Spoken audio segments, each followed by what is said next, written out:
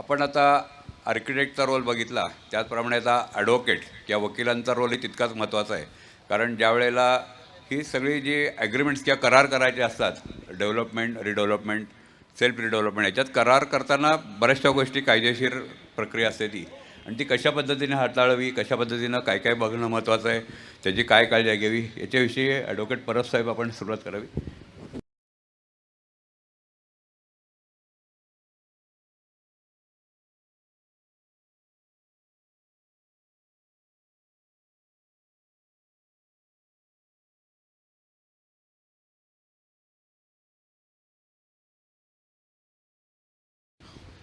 Builder appoint झाल्यावरती आपण आता सध्या रिडेव्हलपमेंटबद्दल बोलत आहोत.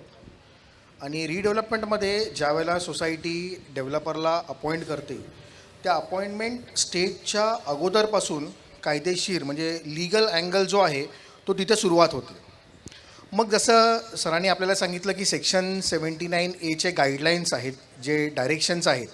मग 3 जानेवारी 2009, त्यानंतर आता रिसेंट जो आहे तो आपला 4 जुलै 2019चे गाईडलाईन्स आहेत. मग त्या गाईडलाईन्सचं तंतोतंत पालन करून त्याप्रमाणे डेव्हलपरची आपण नियुक्ती करतो. आणि मग नियुक्ती करताना आपल्याकडे जे आपले मिनिट्स आपण रिझॉल्व करतो आणि आपण रेझोल्युशन जे आपण ठेवतो त्याला देखील प्रॉपर वेनी ड्राफ्टिंग करणं गरजेचं आहे. म्हणजे तिथूनच मेन आपली सुरुवात होते.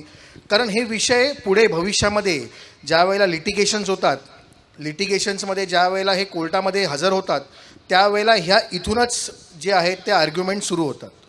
मग राईट फ्रॉम स्टार्ट आपल्याला ड्राफ्टिंगवरती कॉन्सन्ट्रेट करावं लागेल, मिनिट्स म्हणा, रेझोल्युशन्स म्हणा. आणि त्यानंतरचा जो रोल आहे, जिथे आपण ज्याला बोलतो की डेव्हलपमेंट ॲग्रीमेंट, तर मगाशी आपण सांगितल्याप्रमाणे आपल्याला राईट्स त्या डेव्हलपरला द्यायचे आहेत. आणि मग ते जे राईट्स आपल्याला डेव्हलपरला द्यायचे आहेत, त्या राईट्सबद्दल त्याची लायबिलिटी, त्याची ड्युटी फिक्स करणं गरजेचं आहे. मग दोन्ही कॉन्ट्रॅक्टमध्ये आपण काय करतो, तर मग एचे राईट्स जे असतात ते बीची ड्युटी असते. म्हणजे डेव्हलपरचे जे राईट्स असतात ते सोसायटीची ड्युटी आहे, आणि सोसायटीचे जे राईट्स आहेत ते बिल्डरची ड्युटी आहे. मग हे राईट्स लायबिलिटीजचं कॉन्ट्रॅक्च्युअल ऑब्लिगेशन आहे ते तंतोतंत त्याप्रमाणे आलं पाहिजे. आणि मेन क्लॉज जो आपण ज्याच्यावरती फोकस केला पाहिजे तो आहे आपल्या रेरा संदर्भातला. आपण ज्यावेळेला रेराचा उल्लेख करतो त्यावेळेला रेराने काही मॉडेल ड्राफ्ट्स ॲग्रीमेंट दिलेले आहेत.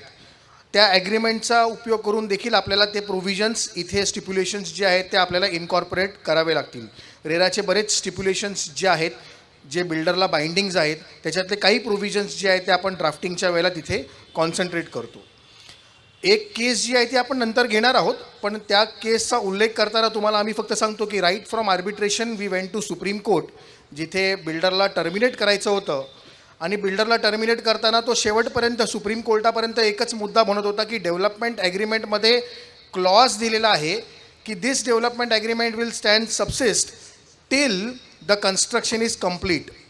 तो असं म्हणत होता. सुप्रीम कोर्टामध्ये देखील त्यांनी असं म्हटलं की जरी या बिल्डिंगला मी 100 वर्ष काही नाही केलं तरी देखील हे डेव्हलपमेंट ॲग्रीमेंट टर्मिनेट होणार नाही. कारण ती प्रोव्हिजन त्या कॉन्ट्रॅक्च्युअल ऑब्लिगेशनमध्ये आली होती आणि त्या प्रोव्हिजनवरती वाद चालला होता सुप्रीम कोर्टापर्यंत. मग ती प्रोव्हिजन, त्याच्यानंतर तो काही निकाल लागला त्याच्यावर आपण नंतर चर्चा करूया. पण ती प्रोव्हिजन जी आहे त्या एका प्रोव्हिजनवरती आर्ग्युमेंट तिथपर्यंत गेलं होतं, आणि हा जो होता ड्राफ्टिंगचा मुद्दा. मग पॉईंट्स जे आहेत, आपण जेव्हा ॲग्रीमेंट ड्राफ्ट करतो त्यावेळेला ह्या सर्व मुद्द्यांची काळजी घेणं गरजेचं आहे. आपल्या प्रॉपर्टी रिलेटेड जे काही मुद्दे आहेत ते मेन्शन करणं गरजेचं आहे. दोघांचे राईट्स, लायबिलिटी, ऑब्लिगेशन गरजेचं आहे. आणि शेवटचा क्लॉज म्हणजे टर्मिनेशनचा क्लॉज. तर बरेचसे डेव्हलपर्स जो आहे तो टर्मिनेशनचा क्लॉज किंवा पेनल्टी क्लॉज ज्याला आपण बोलतो, ब्रीचेसचा क्लॉज जो आहे तो घालण्यापासून सोसायटीला थांबवतात. मग तो क्लॉज देखील इम्पॉर्टंट आहे. आणि मग ऑल्टरनेट डिस्प्यूट रेड्रेसलचा जो एक क्लॉज आपण शेवटला ठेवतो तो देखील फार इम्पॉर्टंट आहे. कोर्टामध्ये आज बरेचसे दिरंगाई होते. ज्यावेळेला तुम्ही लिटिगेशन कोर्टामध्ये कराल त्यावेळेला बराच काळ निघून जातो. आमच्याकडे मुंबईमध्ये एक उदाहरण आहे की 1991चे जे आज डिस्प्यूट्स फाईल केलेले आहेत टर्मिनेशन ऑफ कॉन्ट्रॅक्टचे, ते आज कुठेतरी हायकोर्टमध्ये येत आहेत अपीलच्या प्रोव्हिजनमधनं. म्हणजे एवढा कालावधी निघून गेला आणि मग म्हणजे बरंच लोकांचे नुकसान झालेलं आहे.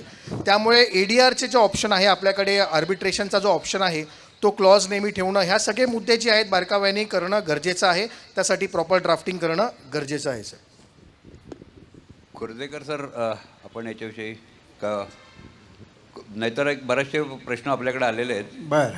पण तुम्ही माझ्या प्रश्नाचा हे मला असं वाटतं की मी एक मगाशी असं म्हणलं होतं पटवर्धन सरांना की मी एक जजमेंट रिफर करतो आणि बहुतेक माझ्या दृष्टीने सगळ्यांच्या मनातल्या शंका दूर होतील.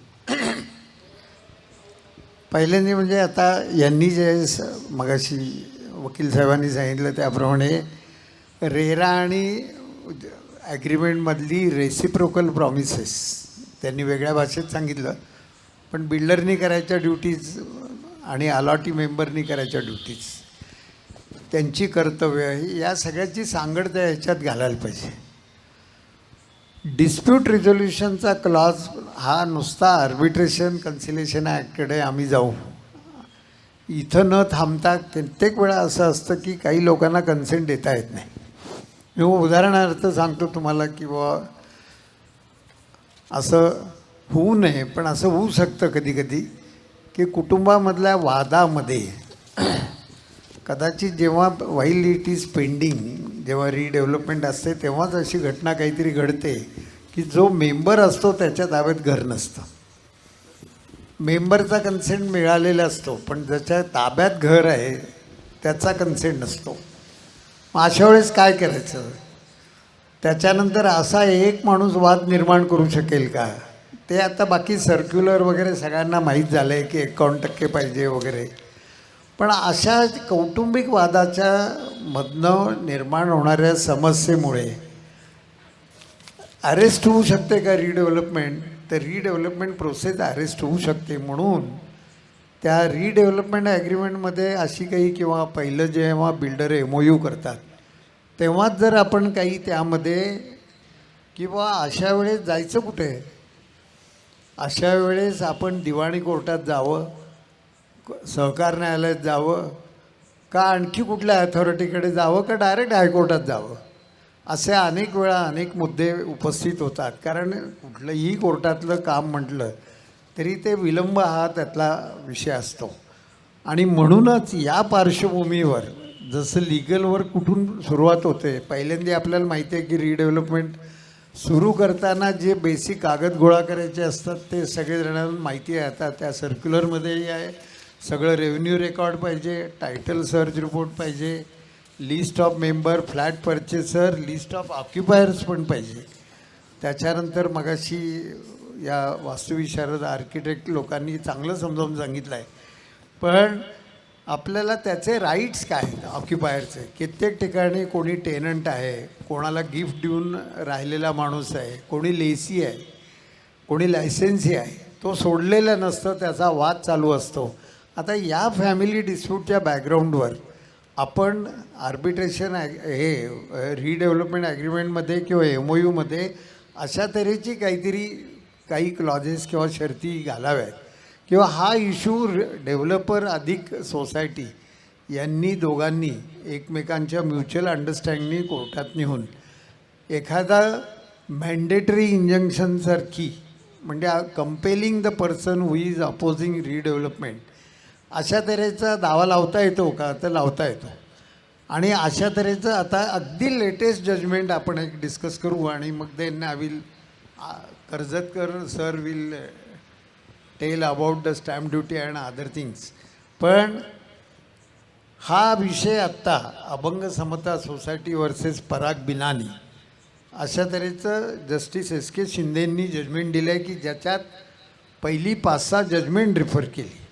आणि या जजमेंटचं वैशिष्ट्य असं सगळ्यात की 7 मे 2021ला हे जजमेंट दिलं आणि या जजमेंटमध्ये एका सभासदांनी साधारण 45 वर्ष पूर्ण झालेली बिल्डिंग होती.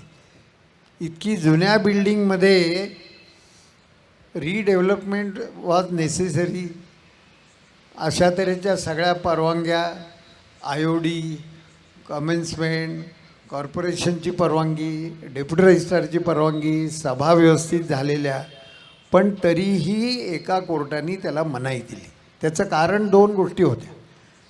45 म्हणजे जवळजवळ 51 सभासद 3 बिल्डिंगमध्ये होते आणि 39 जणांनी रिडेव्हलपमेंटसाठी कन्सेंट दिला होता.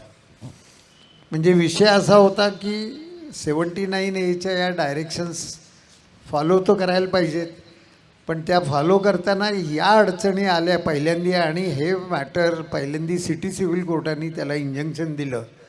ते इंजंक्शन वेकेट करताना किंवा त्याबाबत जजमेंट देताना अभंग समतामध्ये हायकोर्टाने 156 आता डायरेक्शन किंवा निर्देश दिले. 79A संदर्भातलेच आहेत, इंग्रजीत आहेत, मराठी करणं अवघड आहे त्याचं, कारण हायकोर्टाचं जजमेंट मी इंटरप्रिट करू शकत नाही. कोर्टाने फक्त तेवढंच महत्त्वाचं आहे, वेळेअभावी सगळं सांगता येणार नाही.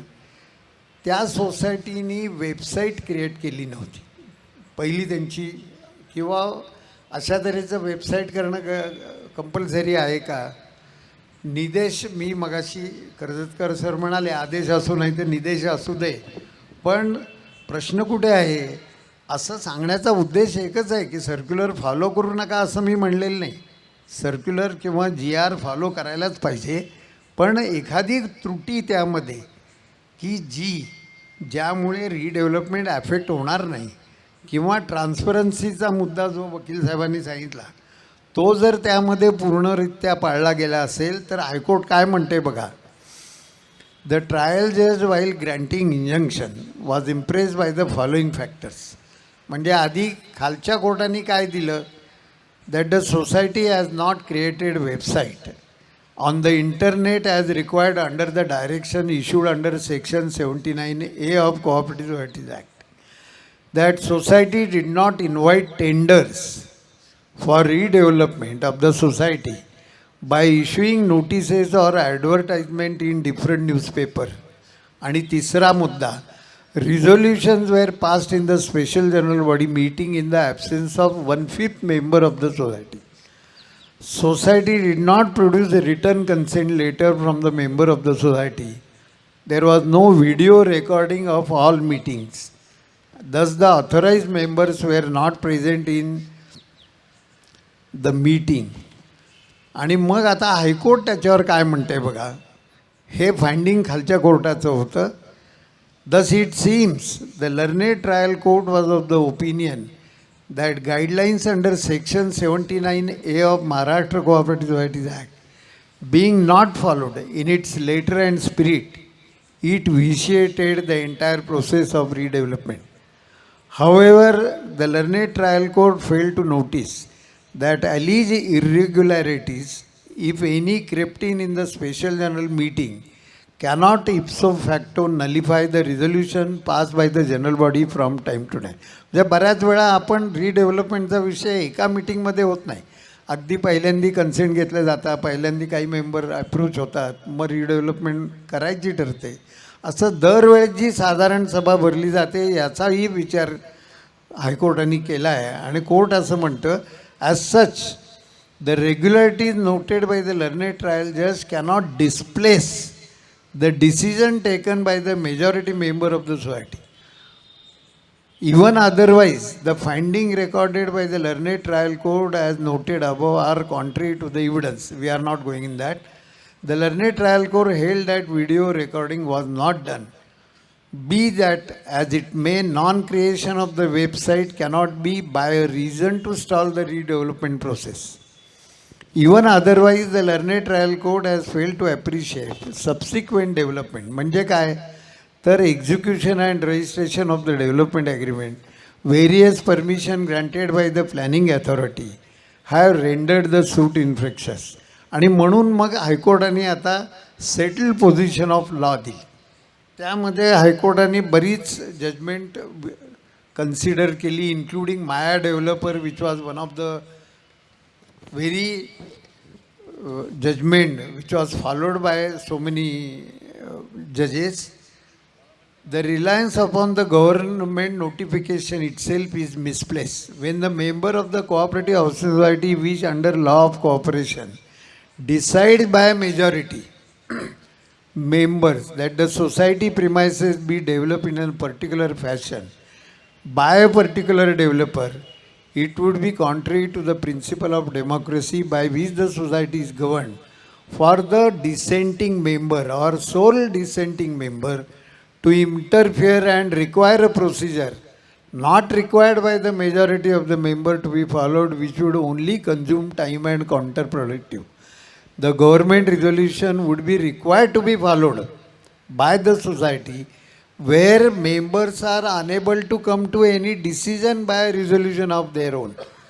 जे गाईडलाईन हे निर्देश पाळले पाहिजेत, पण त्याच्यामध्ये जर काही त्रुटी आहेत, मात्र इतर जनरल बॉडी आली आहे, कन्सेंट आहेत, NOC आहे, कॉर्पोरेशनची परवानगी आहे, रिडेव्हलपमेंट ॲग्रीमेंट, याचा साकल्याने विचार करून जस्टिस RD धनुकांनी भारत इन्फ्रास्ट्रक्चरमध्ये जे पहिलं जजमेंट दिलं ते फॉलो करून कोर्टाने आता नवीन डायरेक्शन्स दिले आहेत.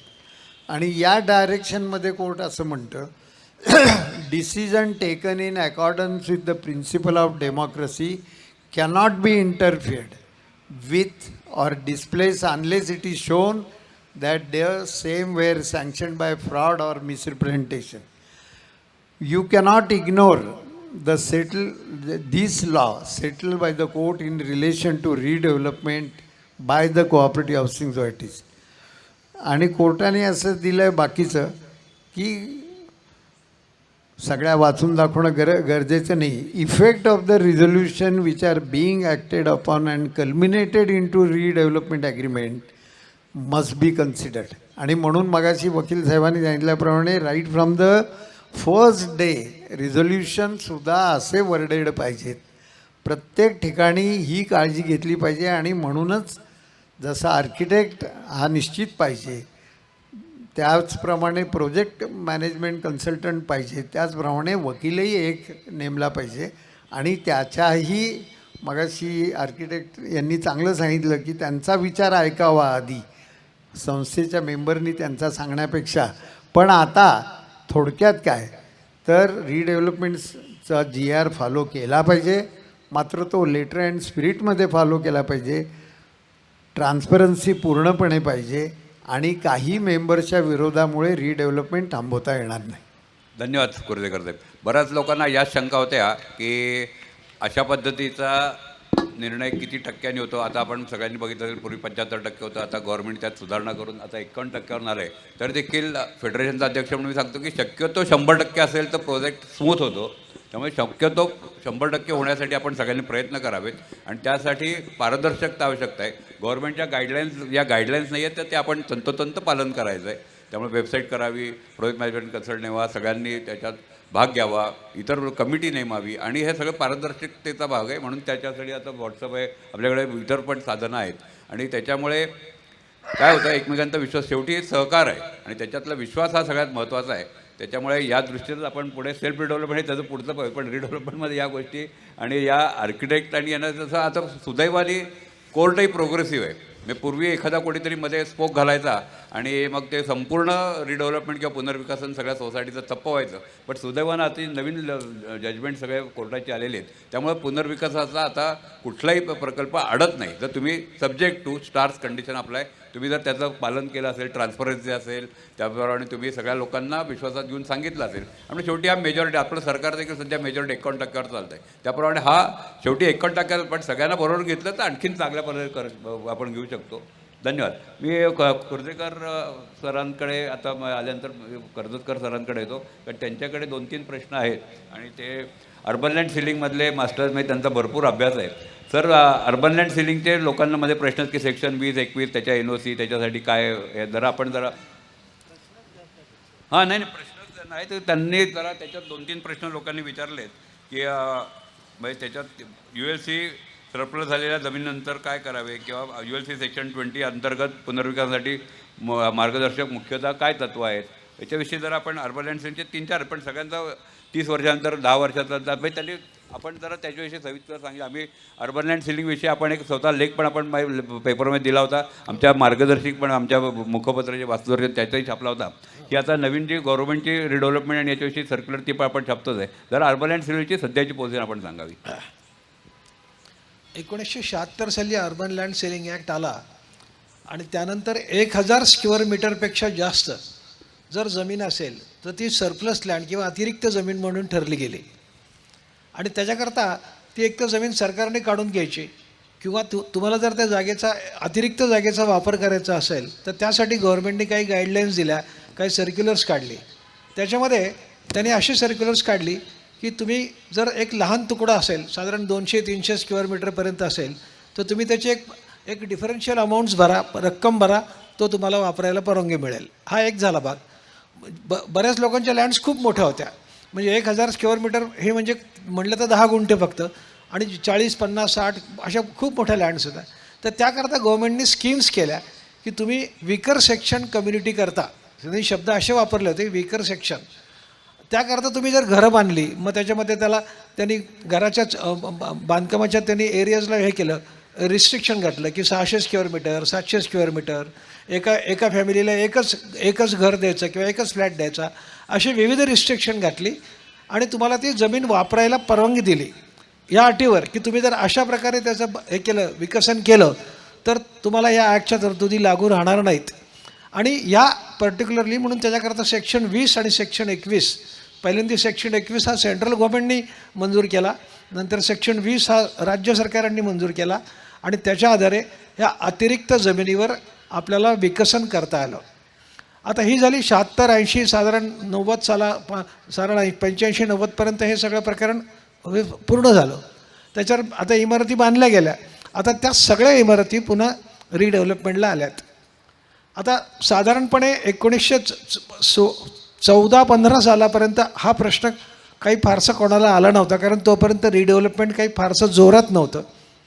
परंतु ज्या वेळेला हा साधारण 14-15ला आला, त्यावेळेला मंजूर झालेले बिल्डिंग प्लॅनसुद्धा कॉर्पोरेशननी थांबवायला सुरुवात केली, आणि त्या ठिकाणी एकतर बिल्डर्सकडनं किंवा जो कोणी बांधकाम करणार असेल त्याच्याकडनं अंडरटेकिंग घेतलं की तुम्ही या बाबतीत सरकारकडून तुम्ही एक क्लॅरिफिकेशन आणा, आणि मग तुम्हाला आम्ही त्यांचं कंप्लिशन देऊ, तोवर तुम्ही बांधकाम चालू ठेवा. ज्या लोकांनी असं अंडरटेकिंग दिलं नाहीत, त्यांची बिल्डिंग प्लॅन मंजूर केले नाहीत किंवा त्यांना कमेन्समेंट सर्टिफिकेट थांबवले त्यांचे, त्यामुळे हा प्रश्न जास्त ऐरणीवर आला. मग त्यानंतर लोकांनी नेहमीप्रमाणे लोकप्रतिनिधींच्या मार्फत मुख्यमंत्र्यांपर्यंत, अर्बन डेव्हलपमेंट डिपार्टमेंटपर्यंत सगळे दारं ठोठवली, आणि शेवटी त्यातून काही निष्पन्न होईना म्हणून हायकोर्टामध्ये रिट पिटिशन दाखल झाले.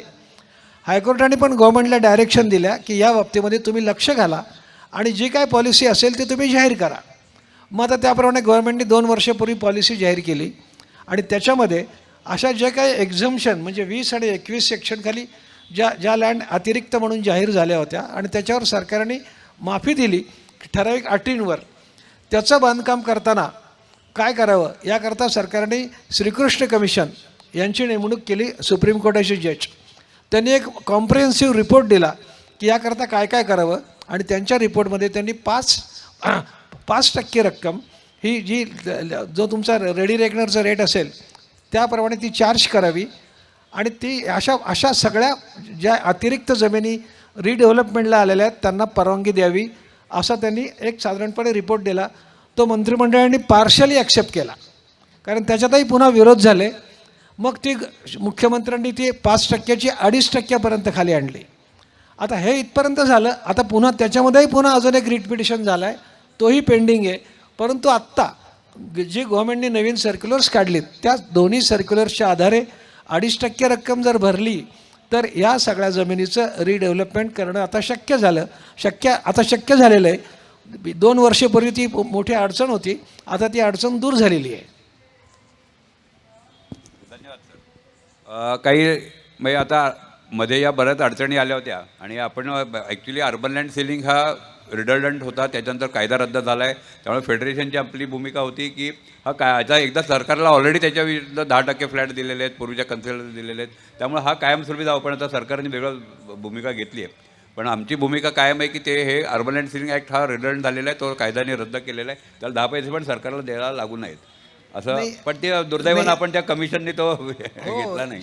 जे सुप्रीम कोर्टाच्या ज्या एक निवृत्त न्यायाधीशांनी त्याच्यावर सखोल विचार करून की एकदा गव्हर्नमेंटने एक्झम्पशन दिलं त्यावेळेला तुमची जमीन अतिरिक्त होती, अदरवाईज तुम्हाला एक्झम्पशन दिलं नसतं तर काय झालं असतं. बरोबर आहे. ती जमीन सरप्लस झाली असती, सरकारने काढून घेतली असती. फक्त 1 रुपया देऊन कागदपत्री बॉन्ड देऊन तुमची जमीन काढून घेतली असती. त्यापेक्षा तुम्हाला संधी दिली आहे तर तुम्ही गव्हर्नमेंटला पुन्हा त्याचा फक्त प्रीमियम भरा. बरं, आता तो प्रीमियम हा हा, आता प्रीमियमचा वाद आहे. आता 2.5% 2.5 पर्यंत आलाय. आता तोही कदाचित जर पुन्हा अजून हायकोर्टाने काही डायरेक्शन त्याच्यासाठी या आपल्या सगळ्या लोकांनी प्रेशर आणायला पाहिजे गव्हर्नमेंटवर, आणि आम्ही त्या दृष्टीने प्रयत्न करतो. आपण तेवढं हां तेवढं करता येईल. पण त्या गव्हर्नमेंटला जर ही आता काय आहे, ती जमीन जेव्हा अतिरिक्त होती तेव्हा आपल्या कायद्याप्रमाणे, आणि हा सेंट्रल ॲक्ट आहे, सगळ्या स्टेटनी तो अडॉप्ट केलेला होता, त्यामुळे त्याच्या आपल्याला व्हॅलिडिटी प्रूव्ह झालेली आहे त्यावेळेला. त्याच्याबद्दल कुठं आता वाद घालता येणार नाही. जरी तो घालायचाच नाही. हां नाही, जरी तो रद्द झाला असला तर तो रद्द ज्या दिवशी त्याचं ऑपरेशन संपलं त्यानंतर तो रद्द झाला आहे. त्यामुळे काहीतरी त्याच्यावर प्रीमियमवर होऊ शकेल. बरोबर. हां, सेंट्रल गव्हर्नमेंटकडे आम्ही हा विषय घेतला नॅशनल हाऊसिंग फेडरेशनकडनं, जसा लोकल गव्हर्नमेंटकडे आपला NA टॅक्स, बिगर शेती हा पण आपण विषय घेतलेला आहे. कारण आपण पुणे शहरात किंवा म्युन्सिपल कॉर्पोरेशनमध्ये राहतो आणि 1 घर आणि 2 घर कॉर्पोरेशनला पण आपण पैसे देतो याच्यासाठी. आणि आता नॉन ॲग्रिकल्चर, आता इथं गावठाणात कोणीच राहत नाही, सगळं आता जिथं रेसिडेन्शियल झोनमध्ये आपण राहतो त्यासाठी पुणे हाऊसिंग फेडरेशनने भूमिका घेतली, आणि आपण ऑलरेडी सरकारला लिहिलंच होतं, पण दुर्दैवानं त्यांच्याकडनं प्रतिसाद मिळाला नाही. पण आपण त्यासाठी पब्लिक इंटरेस्ट लिटिगेशन आपण फाईल करतो आहे, आणि बहुतेक या आठवड्यात आपण ते हायकोर्टातच जातो आहे. कारण शेवटी या गोष्टीला हायकोर्टातच जायलो, कारण तोही हा ब्रिटिशांच्या वेळचा कायदा आहे गावठाण. तर अशा पद्धतीनं त्यात सुधारणा व्हायला पाहिजेत, आणि त्यासाठी आपण नेहमी मार्गदर्शन करता सगळे ॲडव्होकेट्स, त्याबद्दल धन्यवाद. पुढचे प्रश्न सर तुम्ही विचारला. माझ्याकडे काही प्रश्न आहेत. म्हणजे याच्यात एखादा सभासद विरोध करत असेल तर काय करावं? 6 फ्लॅट म्हणून जुन्या कागद. तर आता कुर्जेकर साहेबांनी त्याच्यावर अगदी सविस्तर चर्चा जजमेंट वाचूनच दाखवलेलं आहे. आणि ते जजमेंट इतकं चांगलं आहे की हायकोर्टाने पहिल्या जजमेंटमध्ये असे शब्द वापरले, जर पूर्तता नीट झाली असेल तर थ्रो हिम आउट. हायकोर्ट शक्यतो असे शब्द वापरत नाही, पण त्यावेळेला फर्स्ट टाइम वापरले. चांगलं जजमेंट आलेलं आहे, आणि आपण हे वास्तुदर्शनमध्ये आपण छापणार आहोत, म्हणजे लोकांना त्याचं मार्गदर्शन होईल. दुसरं आहे की साईड गॅरेज किंवा पूर्वी बऱ्याचशा संस्था किंवा अपार्टमेंट्समध्ये खालचे पार्किंग्स विकली होती, तो वेगळा मुद्दा आहे, त्याला द्यायचं नाही द्यायचं. किंवा पण जिथं गार्डन फ्लॅट्स आहेत तिथं आणि वरती ओपन टेरेस काही लोकांना विकले, त्याविषयी काय करावं? ॲडव्होकेट परब आणि कुर्जेकर आपण जरा, कारण हा बराच भांडणाचा विषय आहे. नाही, परब साहेब सांगतील. माझ्या मनात एक आलंय ते परत विसरून जाईल म्हणतो. बऱ्याचदा आता हा हाऊसिंग सोसायट्यांना लागणारा रिडेव्हलपमेंटचा कायदा आहे, आणि 79A डायरेक्शन्स आहेत, म्हणजे गव्हर्नमेंट रिझोल्युशन आहे. हा अपार्टमेंटला लागतो का, असा एक मोठा प्रश्न दरवेळेस आम्हाला येऊन विचारतात लोक, की बाबा आमचं कंडोमिनियम आहे, आम्हाला मात्र रिडेव्हलपमेंट करायची आहे, मग आम्ही काय करायचं? आमच्यासाठी अपार्टमेंट ॲक्टमध्ये तर आता सेक्शन 6A अमेंड झाला आहे, आणि अपार्टमेंट ॲक्टचा 2018 साली जो सुधारित अमेंडमेंट आली त्यामध्ये 6A रिडेव्हलपमेंट हा विषय आला आहे. आणि त्यामुळे आता अपार्टमेंट ॲक्ट कंडोमिनियमवाल्यांना अजून सर्क्युलर नसलं तरी हे गव्हर्मेंट रिझोल्युशन हे फॉलो करावं. पण सेक्शन 6A आल्यामुळे त्यांनाही आता रिडेव्हलपमेंट करता येते. हे केवळ हाऊसिंग सोसायटीसाठी मर्यादित आहे असं समजू नये. नाही, याच्यासाठीच आम्ही पुणे हाऊसिंग फेडरेशन हे पहिलं फेडरेशन आहे महाराष्ट्रातलं की ज्यांनी गृहनिर्माण संस्थांबरोबर आपण अपार्टमेंटसाठी पण रिप्रेझेंटेटिव्ह बॉडी झालेलो, आणि त्यांच्यात ते जो अपार्टमेंट ॲक्ट आहे त्याच्यात सुधारण्यासाठी जी गव्हर्नमेंटनी कमिटी नेमली आहे त्याच्याबरोबर ॲडव्होकेट परब किंवा आम्ही कामं करतो. आमचे Mumbai housing federation, Thane housing federation याविषयी सगळे आपण काम करतो आहे, आणि त्यात बरेच बदल आवश्यक आहेत अपार्टमेंट ॲक्टमध्येच, कायद्यातच. आणि मग महाराष्ट्रात त्याप्रमाणे कसं होईल. तर परब साहेब, 2-3 प्रश्न लोकांनी आलेले आहेत की लीज 99 वर्ष रिडेव्हलपमेंट करताना लँड ओनरची परवानगी घ्यायला लागते का, की लीज कॅन्सल करायला लागते का, किंवा काय त्याला पर्याय? सर 99 इयर्सचं लीज आहे, किंवा आपल्याकडे दादरला जर आपण बघितलं तर 999 इयर्सचं पण लीज आपल्याला मिळतं. रेल्वे स्टेशनच्या बाजूच्या ज्या बिल्डिंग्स आहेत तिथे रेल्वेचं 999 इयर्सचं लीज आहे. तर लीज म्हणजे काय, ते लोक राईट्स 1% राईट जो आहे तो त्या मालकाचा आहे. उदाहरणार्थ आपल्याकडे म्हाडामध्ये 99 वर्षाचं लीज करार आहे, तर मग डेफिनेटली आपण ओनरची कन्सेंट जी आहे ती तिकडे घेतो, कारण टायटलमध्ये कन्व्हेन्स असतो. ज्यावेळेला कन्व्हेन्स दिला जातो त्यावेळेला तो 99 इयर्सचा दिलेला आहे म्हाडाने आपल्याला. पण मग ज्यावेळेला आपण म्हाडाकडे पूर्वी म्हाडाकडे सगळे हे ऑथॉरिटीज नव्हते. 2018मध्ये IOD CC द्यायचे प्रधान राईट्स जे आहे ते म्हाडाकडे आले, पण त्या अगोदर म्युन्सिपल कॉर्पोरेशनकडे होते. मग म्युन्सिपल कॉर्पोरेशन तेव्हा आपल्याला सांगायचं की तुमचा लँड ओनर कोण आहे, तर म्हाडा आहे. मग त्यावेळेला म्हाडाकडे जा आणि मग त्यांची परवानगी घेऊन या, म्हणून ते ऑफर लेटर आणि NOCचा कन्सेप्ट जो होता तो त्यासाठी होता कारण ज्यांचे लीज राईट्स असतात, ज्यांच्या प्रॉपर्टीमध्ये लीज राईट्स आहेत, मग त्यांची कन्सेंट जी आहे ती मॅन्डेटरी असते. असं कॉर्पोरेशन ज्यावेळेला आपला प्लॅन सबमिट करतो त्यावेळेला ती आपल्याला द्यावी लागते. तर हा एक दुसरा एक अमर सोसायटीतलं इथलंच आहे, कर्नाटक मॅडम आले, ते सोसायटीचे 42 मेंबर आहेत, 30 लोकांनी रिडेव्हलपमेंटसाठी तयार आहेत, पण गेले 3 वर्ष रिमाइंडर करूनही सोसायटी एजमच घेत नाही, त्यासाठी परवानगी पण देत नाही, आणि गळती वगैरे झालेली आहे, 38 वर्ष बांधकामात झाली आहेत. अशा वेळी काय करावं? आता बरेचसे जजमेंट सर आहेत, किंवा आपण जजमेंटच्या पेक्षा बायलॉजचे प्रोव्हिजन आपल्याकडे आहेत. आपण कॉपरेटिव्ह सोसायटीमध्ये जर असू तर आपल्याकडे बायलॉ नंबर 45 आहे, 46 आहे आणि 47 आहे. तो ह्या विषयावरती थोडासा काम करतो, किंवा बायलॉ नंबर आपला 65, 66 आहे. मग जर सोसायटी रिडेव्हलप करत नसेल, रिडेव्हलपमेंट हे कंपल्शन नाही आहे.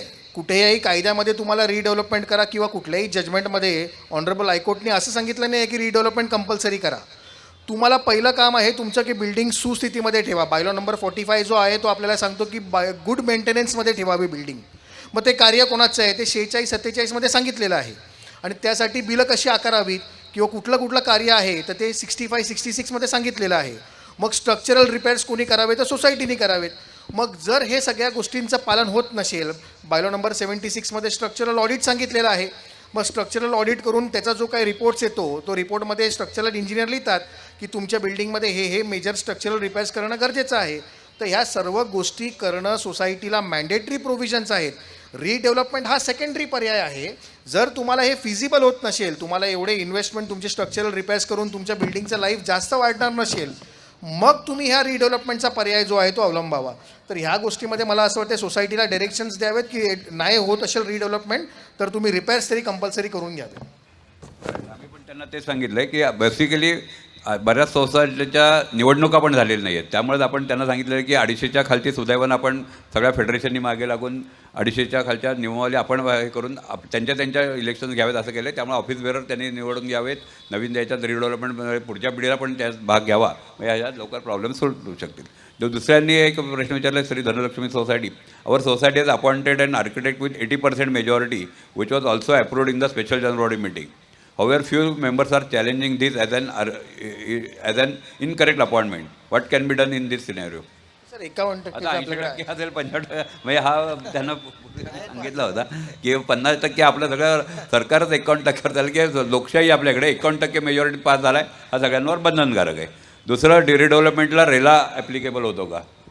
येस. मगाशी आपण सांगितल्याप्रमाणे रेरा जो आहे तो ॲप्लिकेबल आहे. पण फक्त काय आहे, रेरामध्ये एकच हिच आहे ज्याचं मेन डिबेट चालू आहे आणि ज्याचं रेप्रेझेंटेशन आपण सतत करत आहोत की आपण जे सोसायटी मेंबर्स आहोत त्यासाठी रेरा जो आहे तो तुम्हाला प्रमोटर म्हणून ट्रीट करतो. तुम्हाला त्याच्यामध्ये बेनिफिट्स, तुम्ही त्या बिल्डरच्या अगेन्स्ट रेरामध्ये रेमेडी मागायला जाऊ शकत नाही. का? कारण रेरा जो आहे तो प्रॉस्पेक्टिव्ह बायर्ससाठी आहे. जे आपल्याकडे फ्लॅट बुक करणार आहेत आपल्या प्रॉपर्टीमध्ये त्यांना त्या बिल्डरच्या अगेन्स्टमध्ये रिलीफ क्लेम करता येतो. पण रेराचे प्रोव्हिजन्स जे दिलेले आहेत आणि जे बिल्डरला ते लोक बांधून ठेवतात ते आपल्यासाठी म्हणजे सोसायटीसाठी देखील ते युजफुल आहेत आणि ते उपयोगी आहेत. म्हणजे उदाहरणार्थ जे फंड्स आहेत, पूर्वी काय व्हायचं की आपण मगाशी ट्रान्सफर ऑफ प्रॉपर्टी ॲक्टचं सेक्शन 5 म्हटलं आणि मग नंतर सेक्शन 7मध्ये सांगितलेलं आहे every person who is competent to contract and entitled to the transferable property. आपल्या सेक्शन 79A जे रेझोल्युशन आहे त्याच्यामध्ये पण एन्टायटल शब्द वापरलेला आहे. तर ज्याची एन्टायटलमेंट नसायची असा डेव्हलपर सोसायटीवर फक्त बोर्ड लावायचा, ॲग्रीमेंट अजून केलेलं नसायचं आणि सर्वच्या सर्व फ्लॅट्स विकून टाकायचा. मग ह्या सर्व प्रकार जे आहेत ते आता रेरानी कप केलेले आहेत की जर तुमच्याकडे तुमचा ॲग्रीमेंट फॉर सेल आहे का तरच तुम्ही त्याच्यामधनं पैसे घेऊ शकता. तुमच्या डेव्हलपमेंट ॲग्रीमेंट असेल तर तुम्ही बुकिंग्स करू शकता, IOD आलेली असेल, CC आलेली असेल तरच तुम्ही बुकिंग करू शकता, मार्केटिंग करू शकता. ब्रोशरवरती जर रेरा नंबर नसेल तर तुम्ही त्या ॲडव्हर्टाइजमेंट देखील करणं इल्लिगल आहे. आणि अशा बऱ्याचशा रिअल इस्टेट एजंटवरती देखील रेराने ह्यूज पेनल्टी लावलेल्या आहेत. म्हणजे ही सगळी उदाहरणं घेऊन रेराचं प्रोव्हिजन जी आहे ती सोसायटीला एक बेनिफिशरी आहे. रिडेव्हलपमेंट प्रक्रियेमध्ये सुलभ करण्यासाठी ती बेनिफिशरी प्रक्रिया आहे. धन्यवाद. दुसरा एक प्रश्न आहे, Parimal garden cooperative society, Gunthewari झालेल्या सोसायटीचं रिडेव्हलपमेंट कशा प्रकारे करता येईल? तर याविषयी गुंठेवारी म्हणजे काय की रेग्युलरायझेशन झालेलं आहे. तुम्ही परवानगी न घेता समजा शेत जमीन खरेदी केली असेल आणि नंतर झोन बदलला किंवा काही तुमची कॉर्पोरेशनच्या हद्दीच्यामध्ये तुमचे समावेश झाला किंवा जवळ असाल याच्यावर, तर जर एकदा रेग्युलरायझेशन झालं असेल तर नॉर्मल कोर्समध्ये त्याला तो एन ए ऑर्डर पास होती, बिल्डिंग प्लॅन पास होतो, कॉर्पोरेशनही बिल्डिंग प्लॅन पास करतं. तर त्यामुळे त्याला रिडेव्हलपमेंटचा प्रश्न येतच नाही. त्याला जसे इतर प्लॉटला रूल लागू आहेत तसे याला लागू आहेत. धन्यवाद. माझ्या मते आपण वकिलांचा जो रोल होता तो आपल्याकडे व्यवस्थित त्यांचा समजलेला आहे.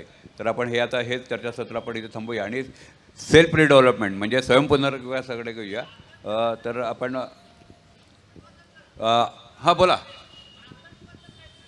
गार्डन हां मी सांगतो बऱ्याचशा सोसायटींमध्ये तो राहिला विषय, बरोबर आहे, धन्यवाद.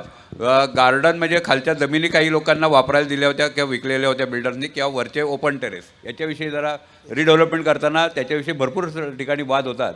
तर ते धरलं जातं किंवा कशा पद्धतीने धरावं अशी अपेक्षा आहे. सर ह्यासाठी आपल्याला ते जे कायदे आहेत ना, ज्या कायद्यामध्ये ती सोसायटी असेल किंवा अपार्टमेंट असेल तो महत्त्वाचा आहे.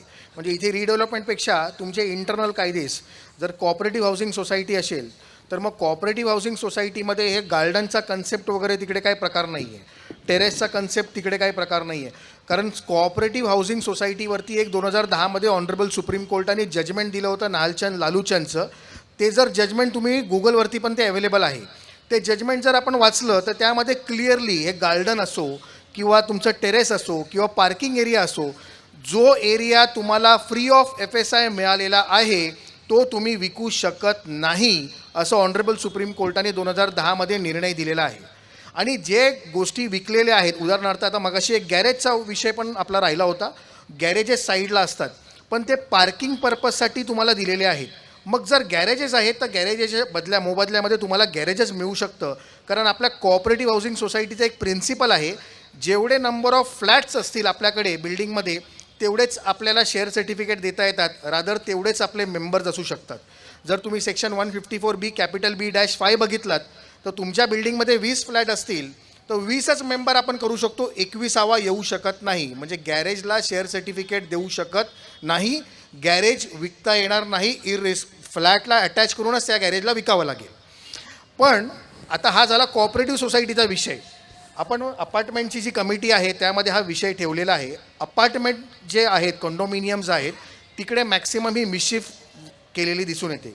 कारण तिकडे एक प्रोव्हिजन आहे लिमिटेड कॉमन एरियाज.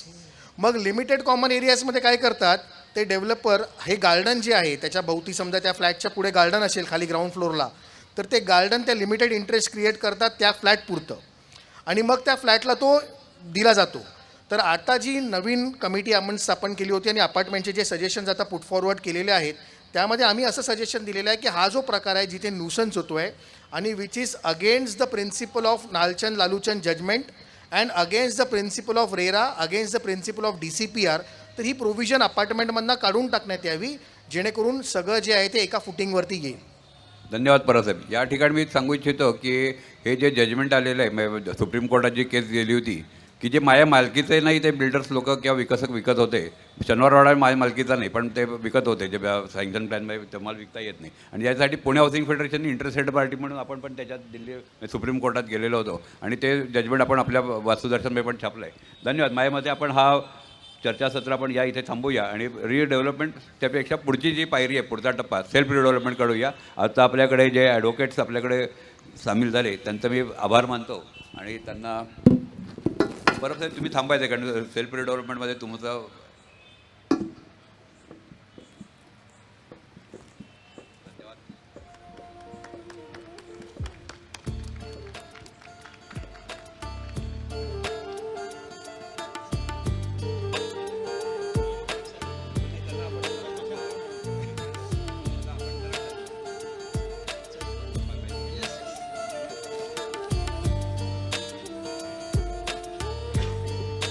हॅलो.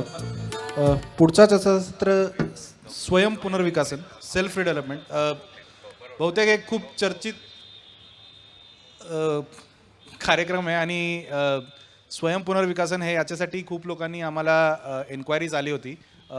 चर्चेला अजून एक आम्हाला गेस्ट बोलवायचं आहे, विजय साने, जे रिअल इस्टेट डेव्हलपमेंट एक्सपर्ट आहेत आणि IPDS स्टॉल तुम्ही जे व्हिजिट केलं असेल तर त्यांचे ओनर पण आहेत. तर Vijay Sane, if you can come on stage please.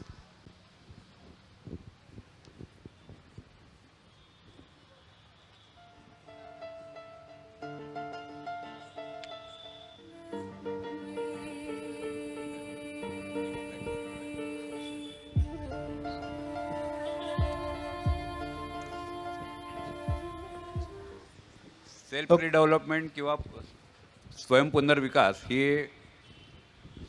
Development किंवा विकसनाची पुढची पायरी आहे आणि याच्यात फार आता ॲडव्हान्टेजेस आहेत म्हणजे फार मोठे फायदे सरकारने दिलेले आहेत. त्याचा सर्क्युलर्सविषयी ॲडव्होकेट परबांनी सांगावं, त्याचे फायदे तोटे विजय सरांनी सांगावं आणि सोसायटीने त्या किंवा अपार्टमेंट्सवाल्यांनी त्या पद्धतीने कसा त्याचा अवलंब करावा, त्याला पुढची काय काय म्हणजे कायदेशीर प्रक्रिया कशी करावी किंवा आर्थिकदृष्ट्या कसं करावं याच्याविषयी आपल्याला मार्गदर्शन करावं. साहेब, आपण रिडेव्हलपमेंटचाच कन्सेप्ट मगाशी आपण एक केसचा उल्लेख केला. तो केसच्या माध्यमातून आपण स्वयंपुनर्विकास दाखवून देऊया. कसं आपण ते टिळकनगरचं उदाहरण देऊन टाकू. एक केस सांगतो. जसं मगाशी एक जजमेंट आपण इथे साईट केलेली आहे. इथे एक जजमेंट आहे टिळकनगरमध्ये एक सोसायटी आहे. 2007मध्ये त्या लोकांनी रिडेव्हलपमेंट ॲग्रीमेंट केलं डेव्हलपरबरोबर. 2010मध्ये त्या IOD बिल्डिंगने आणली 1 FSIची. ज्या बिल्डिंग 1 FSIवर उभी होती त्याच FSIची IOD आणली. लोकांना दाखवलं की IOD आहे आणि बिल्डिंग डिमॉलिश करण्यात आली. लोकांना वेकेट केलं आणि बिल्डिंग डिमॉलिश केली. 2013मध्ये रेंट जो आहे त्या मेंबर्सना जो रेंट मिळत होता तो रेंट कॉर्पस बंद केला डेव्हलपरनी. आणि त्यावेळेला लोकांकडे अशी परिस्थिती आली की काही लोकांचे पगार 20-20, 25-25 हजार रुपये होते. आपल्याला वाटत होतं चांगला पगार आहे, पण त्यावेळेला टिळकनगरसारख्या चेंबूरसारख्या एरियामध्ये 15,000 रेंट चालला होता जिथे ते राहत होते. म्हणजे 20,000 पगारमध्ये 15,000 रेंट द्यायचा आणि 5,000मध्ये घर खर्च चालवून आपल्या मुलांचं शिक्षण करायचं. बऱ्याचशा लोकांनी मायग्रेशन सुरू केलं. म्हणजे लोक पनवेलला आले, न्यू बॉम्बे साईडला आले. पण ज्यांची मुलं शिकत होती शाळेमध्ये त्यांना फार त्रास झाला. त्यांनी सस्टेन केलं. आणि मग अशा परिस्थितीमध्ये बिल्डिंग जी आहे ती आता स्वतः परत डेव्हलप करायची आहे. डेव्हलपरकडे काय कॅपॅसिटी नाही आहे. तर मग ह्यांनी दुसरा डेव्हलपर शोधायला सुरू केल्यावरती त्यावेळेला डेव्हलपर गेला हायकोर्टाकडे आणि हायकोर्टामधनं त्यांनी सेक्शन 911 खाली आर्बिट्रेटर अपॉइंट केला. आणि आर्बिट्रेटर होते चीफ जस्टिस मोहित शाह साहेब आपले. आणि आर्बिट्रेटर अपॉइंट करून आर्बिट्रेशन सुरू झालं. आर्बिट्रेशन 1.5 वर्ष चाललं आणि आर्बिट्रेटरनी निकाल दिला की सोसायटीनी जे डेव्हलपमेंट ॲग्रीमेंट टर्मिनेट केलेलं आहे त्यांच्या जनरल बॉडी मीटिंगमध्ये दॅट इज व्हॅलिड आणि दॅट इज लीगल. बिल्डरला वाटलं अजूनही त्रास देऊया सोसायटीना म्हणून तो पुढे अजून गेला आणि हायकोर्टामध्ये त्यांनी तो अवॉर्ड जो आहे तो चॅलेंज केला. सिंगल बेंचकडे चॅलेंज केला, डिव्हिजन बेंचकडे केला. दोन्हीकडे निकाल आला की सोसायटीला जो निकाल दिलेला आहे तो बरोबर आहे. बिल्डर परत गेला सुप्रीम कोर्टापर्यंत आणि सुप्रीम कोर्टामध्ये तो तिथे वाद मगाशी सांगितल्याप्रमाणे घालत होता की क्लॉज जो आहे तो असा आहे की जो बिल्डिंग जोपर्यंत कन्स्ट्रक्शन पूर्ण होत नाही तोपर्यंत मी इथे आहे आणि हा development agreement will stand steel. Supreme कोर्टाने त्याचं जे वर्डिक्ट आर्बिट्रेटरने दिलं होतं तेच मान्य केलं आणि डेव्हलपरचं जे मान्य होतं ते ग्राह्य धरलं नाही. अशा परिस्थितीमध्ये सोसायटीकडे पर्याय आता होते की टायटल क्लिअर झालेला आहे. परत सोसायटीकडे टायटल कमबॅक आलेला आहे. जे काय राईट्स त्याला दिले होते ते पण नलिफाय झालेले आहेत. मग अशा वेळेला परत रिडेव्हलपमेंट करावं का? तर 2018 उजाडलं होतं सुप्रीम कोर्टाचा निकाल लागेपर्यंत. 2007मध्ये पहिलं ॲग्रीमेंट झालं होतं. आणि अशा परिस्थितीमध्ये मग सोसायटीच्या मेजॉरिटी लोकांनी ठरवलं की आपण स्वयंपुनर्विकास करावा. कारण आता दुधाने तोंड भाजलेलं आहे तर ताकही आपण फुंकून पिऊया. आणि मग स्वयंपुनर्विकासाच्या मॉडेलमध्ये इनकॉर्पोरेट केलं गेलं. त्यासाठी आपल्याला स्वयंपुनर्विकासाची योजना जी आहे ती थोडीशी समजून घ्यावी लागेल की स्वयंपुनर्विकास आपल्याला जमेल का? डेव्हलपर तिकडे जे कार्य करतो ते आपल्याला जमू शकतं का? तर पहिली गोष्ट, डेव्हलपर कार्य कुठलं करतो? तर डेव्हलपर 3 गोष्टी करतो. सर्वात महत्त्वाची गोष्ट आहे जी ह्या प्रोजेक्टसाठी रिडेव्हलपमेंटसाठी गरजेची आहे ती म्हणजे फायनान्स आणतो. पैसे जे आहेत ते प्रोजेक्टला लागले पाहिजेत. पैशाचं सोंग आणता येणार नाही. दुसरी गोष्ट काय करतो तर आपण मगाशी जे प्रोफेशनल्स बघितले, जे आर्किटेक्ट आहेत, लॉयर्स आहेत, मग ह्या सर्व प्रोफेशनल्सना अपॉइंट करण्याचं काम जे आहे ते डेव्हलपर करतो. आणि मग हे प्रोफेशनल त्या डेव्हलपरसाठी काम करतात. डेव्हलपर कधी तुम्हाला म्युन्सिपाल्टीच्या ऑफिसमध्ये, कॉर्पोरेशनच्या ऑफिसमध्ये लायसनिंगचे प्लॅन पास करताना दिसला आहे का? तर अजिबात नाही. त्यांचे प्रोफेशनल आहेत ते तिकडे जाऊन त्याचं काम करतात. आणि मग ही सेकंड स्टेप झाली. तिसरं स्टेप आहे की कॉन्ट्रॅक्टर अपॉइंट करायचा आणि त्या कॉन्ट्रॅक्टरकडनं ती बिल्डिंग बांधून घ्यायची. हे 3 स्टेप सोसायटीला स्वयंपुनर्विकासामध्ये करावे लागतात. मग हे दुसरं आणि तिसरं स्टेप तर आपल्याला जमून जाईल की प्रोफेशनलला आपण अपॉइंट करू. तिसरं स्टेप आहे कन्स्ट्रक्शनही करू. पण मग ह्याच्यासाठी लागणारा पैसा तो आपण कुठून आणायचा? तर त्यासाठी ह्या टिळकनगरची जी मगाशी तुम्ही उदाहरण दिलं तर त्यांनी पहिला अप्रोच केलं मुंबई बँकेकडे. आपल्याकडे त्यावेळेला मुंबई बँकेची स्कीम जी आहे ती होती स्वयं पुनर्विकासाला प्रोत्साहन होतं त्यावेळेला. पण कालांतराने ते काही फ्रुटफुल वर्किंग नाही आलं. पण मग आता त्या सोसायटीने काय केलेलं आहे बेस्ट वे, त्याचं जर आपण एक्झाम्पल दिलं तर ते आपल्याला कळेल की त्या लोकांनी फायनान्स उभा कसा केला. मग समजा धरून चला की 50 फ्लॅट जे आहे ते सोसायटीला विकायचे आहेत, आराखडा झालेला आहे तयार, सोसायटी मेंबर्सना फ्लॅट त्यांचे मिळालेले आहेत असं आराखड्यामध्ये दिसतंय. आणि उरलेले फ्लॅट्स जे आहेत जे विक्री करायचे आहेत, त्या विक्रीमधले काही फ्लॅट्स जे आहेत ते सोसायटीनी 25% डिस्काउंट या ह्यानी ओपन मार्केटमध्ये लॉन्च केली. ती स्कीम अजूनही चालू आहे. 31 डिसेंबरपर्यंत स्कीम त्या लोकांनी सुरू ठेवलेली आहे. आणि 1 कोटीचा फ्लॅट आहे, तुम्ही आज जर पूर्णपणे इन्व्हेस्ट करत असाल तर 75% रेटमध्ये म्हणजे 75 लाखामध्ये तो फ्लॅट तुम्ही आज तुम्हाला घेऊन जा, असं करून सोसायटीनी इन्व्हेस्टर स्कीम काढून त्यांना ओपन केलं. बरं, हे इन्व्हेस्टर येतात ते म्हणतात की रेरा अलाउड नाही करत. रेरा सांगतं की 10%च पैसे घेऊ शकतात, ते सुद्धा ॲग्रीमेंट फॉर सेल व्हायच्या अगोदर. आणि तुम्ही घेऊ केव्हा शकता, जेव्हा तुमचे प्लॅन्स अप्रूव्ह होतील त्यावेळेला. मग हे तुम्ही आम्हाला कसं घेणार. तर त्यांचे राईट्स देखील आपण लिगली प्रोटेक्ट केले. कसे प्रोटेक्ट केले की जे ॲग्रीमेंट सोसायटी कन्सल्टंट्सबरोबर करणार आहे त्याप्रमाणे ह्या इन्व्हेस्टरबरोबर एक ॲग्रीमेंट केलं गेलं. आणि ह्या इन्व्हेस्टरना जसं सोसायटी प्रमोटर आहे रेरामध्ये, तसं यांना प्रमोटर इन्व्हेस्टर म्हणून रेरामध्ये आपण डिक्लेअर केलं. तर या अँगलनी फायनान्स जो आहे तो म्हाडा प्रीमियमसाठी म्हणा, FSIसाठी म्हणा, IOD आणण्यासाठी म्हणा, CC आणण्यासाठी उभा केला. आणि मग बुकिंग स्टॉप केले गेले. आणि मग पुढचं कार्य कसं करायचं, तर कन्स्ट्रक्शन जे करायचं आहे, प्रोफेशनलला मॅनेज करणं एवढा पैसा सोसायटीकडे असतो. पण कन्स्ट्रक्शन ॲक्टिव्हिटी जिकडे 30 कोटी रुपयाची ॲक्टिव्हिटी आहे, 25 कोटीची ॲक्टिव्हिटी आहे, ती कशी करायची. मग त्यासाठी जो कॉन्ट्रॅक्टर आहे सेम टेंडर सिस्टम केले. आपल्याकडे बायलॉमध्ये 157मध्ये सांगितलेलं आहे जर टेंडर प्रोसेस कशी करायची, आर्किटेक्ट कसा नेमायचा, रादर सेक्शन 79A मध्ये पण ते दिलेलं आहे.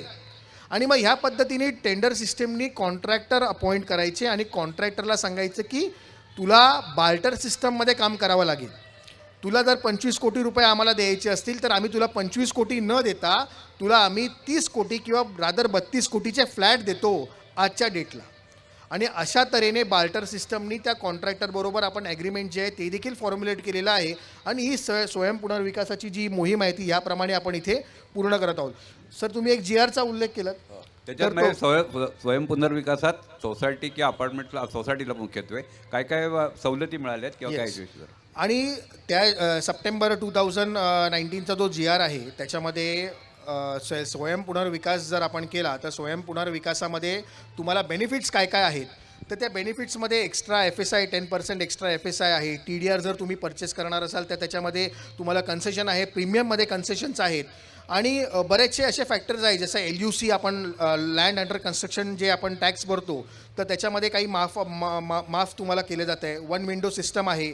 तुम्हाला इंटरेस्ट रेट जो आहे जो आपण स्वयं पुनर्विकासासाठी घेणार आहोत तर त्यामध्ये बेनिफिट्स दिलेले आहेत. पण हा जो रेझोल्युशन आहे, हे जे डायरेक्शन्स होतं तर ह्यामध्ये फ्रुटफुल झालं का, म्हणजे हे अस्तित्वात आलं का, तर अजूनपणे पूर्णपणे अस्तित्वात आलेलं नाही आहे. पण तरी देखील म्हणजे जरी अस्तित्वात नाही आणून येऊनसुद्धा आम्ही आज जी स्वयं पुनर्विकासाची योजना मुंबईमध्ये करत आहोत तर तिकडे आपण LUCचे बेनिफिट्स जे आहेत या रेझोल्युशनच्या अंतर्गत ते LUCचे बेनिफिट्स आम्ही क्लेम केले आणि त्या सोसायटीला आम्ही तिथे माफ करून घेतली. म्हणजे आपण परस्यू केलं तर कुठलीही गोष्ट अशक्य नाही आहे. सोसायटीचे मेंबर्स एकत्र येऊन हा प्रोजेक्ट करू शकतात आणि ह्याची फायनॅलिटी करू शकतात. याच्यात म्हणजे आपल्याला सगळ्यांना कल्पना आहे की स्वयं पुनर्विकासात त्याच्यात सिंगल विंडो सिस्टीम दिलेली आहे गव्हर्नमेंटनी, त्याच्यात ॲडिशनल FSI दिलं आहे, प्रीमियममध्ये कन्सेशन दिलं आहे, अशा बऱ्याच गोष्टी आहेत त्या आपण समजून घेऊत की आपण या मार्गदर्शिका आता जी छापलेली आहे त्याच्यात पण दिलेले आहेत. विजय सर, आपण तुमच्याकडे येऊया, कारण तुम्ही म्हणजे जसं पुनर्विकसन हा एक झाला तर स्वयं पुनर्विकसनाकडे तुम्ही कसं बघता. स्वयं पुनर्वसनकडे जायच्या आधी किंवा सेल्फ डेव्हलपमेंटकडे जायच्या आधी मुळात जर आपण पाहिलं की सेल्फ रिडेव्हलपमेंटच्या आधी सेल्फ डेव्हलपमेंट ह्या प्रकारे काही वर्षांपूर्वी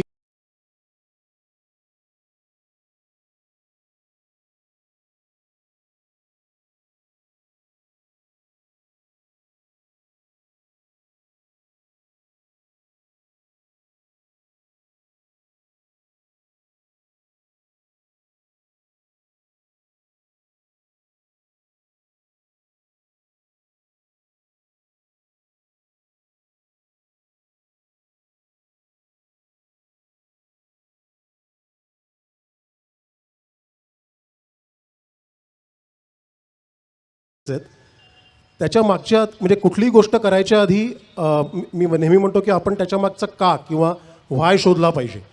तर मला वाटतं 3 ते 4 फार महत्त्वाचे फायदे याच्यामधनं सोसायटीला होतात. एक सगळ्यात महत्त्वाचा फायदा म्हणजे ट्रान्सपरन्सी. जर सोसायटी मेंबर्सना स्वतःची सोसायटी स्वतः रिडेव्हलप करायची असेल, त्याच्याकरता 100% कन्सेंट असेल, तर ह्याच्याहून ट्रान्सपरंट कुठलीच गोष्ट असत नाही. कारण बऱ्याचदा आपण जेव्हा म्हणतो की एखादा विकासक ते डेव्हलप करतो तेव्हा मनामध्ये आपल्या खूप डाऊट्स येतात की अरे एकदा का ॲग्रीमेंट साईन करून दिलं की त्याच्या मागे होणारे कॅल्क्युलेशन्स, त्या कामाच्या क्वालिटीज, कोण कॉन्ट्रॅक्टर लागणार आहे, कधी होणार आहे, किती वेळात होणार आहे, मला डिलेज होतील का, हे जे सारखं मनावरती जे गारूड केलं असतं या सगळ्या शंकांचं, ते जेव्हा आपण स्वतःच डेव्हलपमेंट करतो तेव्हा त्याच्यासारखी I mean that is the maximum transparency one can have. So एक म्हणजे ट्रान्सपरन्सी. दुसरं सगळ्यात महत्त्वाचं म्हणजे इन्क्लुझिव्हनेस, की प्रत्येक सुरुवातीच्या प्लॅनिंगपासून ते कम्प्लिशनपर्यंत त्याच्यामध्ये प्रत्येकजण हा इन्क्लुडेड असतो, कोणी एक्सक्लुडेड नसतं. बरं, काही वेगळं करायचं नाही आहे. जसं आपली कोर कमिटी असते डेव्हलपमेंटला देताना, तशीच एक कोर कमिटी करून, पण त्यामागे प्रत्येक डिसिजन घेताना प्रत्येकाला त्याच्यामध्ये सहभाग घेता येतो खऱ्या अर्थाने, आणि त्या सहभागाची फ्लेक्झिबिलिटी राहते. कारण बरेचसे निर्णय राईट फ्रॉम प्लॅनिंग, डिझायनिंग, त्याच्यात लागणारे स्पेसिफिकेशन्स, त्याच्या प्रत्येक गोष्टीमध्ये होणाऱ्या अपॉइंटमेंट्स, वेगवेगळ्या प्रोफेशनल्सपासून ते कॉन्ट्रॅक्टरपर्यंत, या सगळ्यामध्ये प्रत्येक मेंबरला त्याच्यामध्ये भाग घेता येतो. आता हे सगळं करताना मग लगेच डोळ्यासमोर होतं की हे सगळं चांगलं आहे, पण आपण त्यात जेव्हा इन्क्लुसिव्ह आहोत म्हणजे ऑल द टाईम आपण तेच करणार आहोत का? कारण प्रत्येकाला काळ बदलला आहे. कदाचित 20-30 वर्षापूर्वी त्या मेंबर्सनी जेव्हा या स्टेप्स घेतल्या होत्या सेल्फ डेव्हलपमेंट करायच्या, तेव्हा त्यांचं असणारं वय, त्याच्यात असणारी उमेद, आणि आता, आणि कदाचित प्रत्येक वेळेला दुसरी पिढी आपल्याबरोबर असेल नसेल सांगता येत नाही.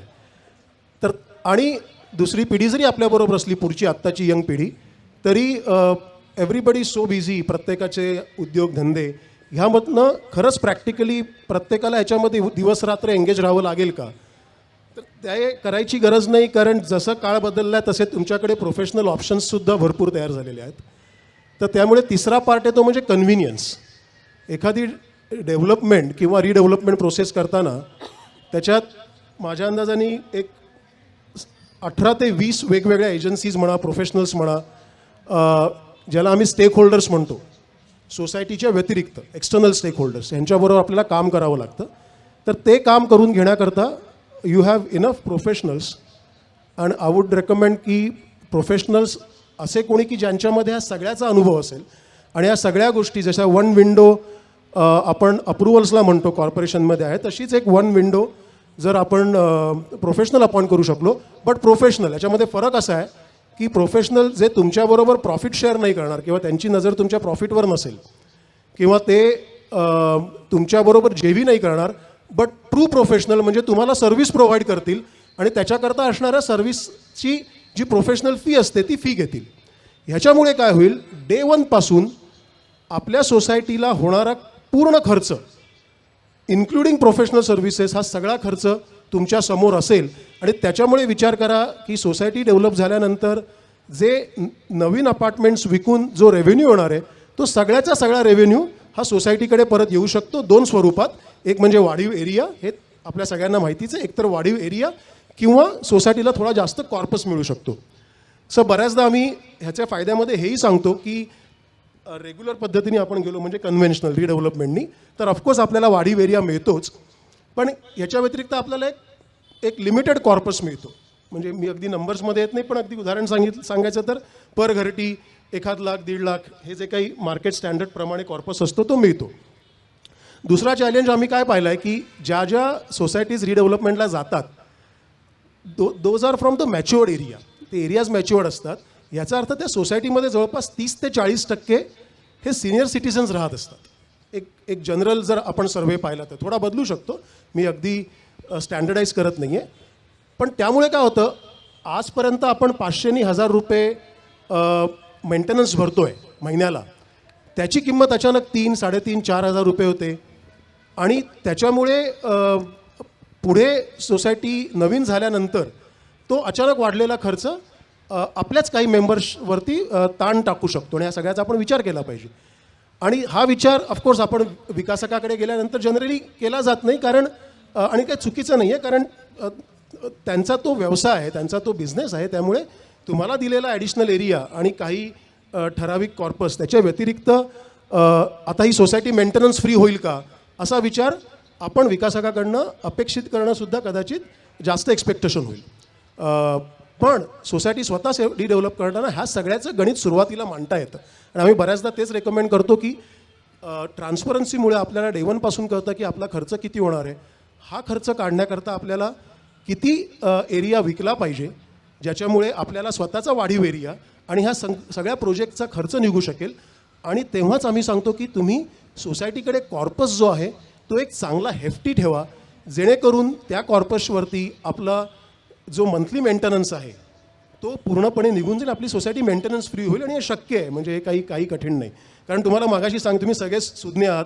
मग सांगितल्याप्रमाणे जर समजा आपण याच्यातनं प्रॉफिट हा ॲस्पेक्ट काढत असू तर त्याच्यामुळे जो काही बांधून आपल्याला त्याच्यातनं नवीन रेव्हेन्यू येणार आहे तो शेवटी सोसायटीमध्ये ॲडिशनल एरिया किंवा ॲडिशनल कॉर्पस ह्याच्यामध्ये वाटून घ्यायचा असतो.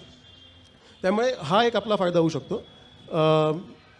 ह्याच्याकरता मी अगदी साधं एकच सांगेन, मी कालही बऱ्याच सेशन्स ऐकले आणि विकासकांचे सेशन ऐकले, फार सुंदर झाले. आणि प्रत्येकाने शेवटी कालही सांगितलं तेच मी म्हणेन की सुरुवातीला सगळ्यांना एकत्र यायची गरज आहे आणि सेल्फ रिडेव्हलपमेंटमध्ये ती खूप जास्त आहे.